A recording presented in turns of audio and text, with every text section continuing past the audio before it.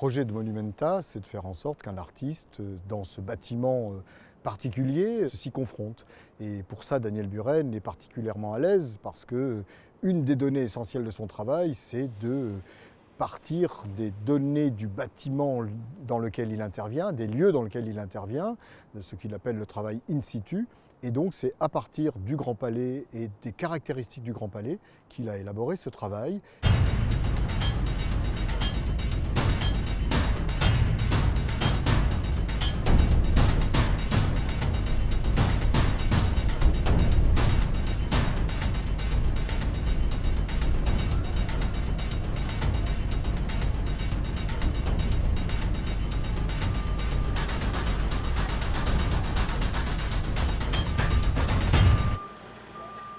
La chose qui me semble extrêmement étonnante et forte ici, c'est que tout est fait sur une base qui est celle du cercle.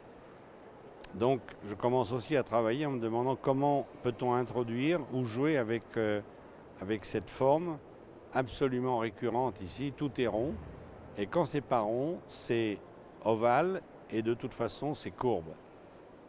Mais il y a des ronds parfaits partout, en 2 dimensions. Les escaliers, par exemple, l'escalier d'honneur démarre et arrive sur 2 énormes cercles dans lesquels sont dessinées les marches.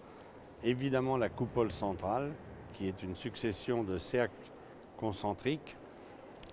Les voûtes, qui sont des demi-cercles. Et bien sûr, le plus petit, c'est les boulons, qui sont tous ronds et qui sont par milliers dans l'intérieur de cette bâtisse. On est une particule par rapport à cet ensemble de particules et ça devient des révélateurs globaux.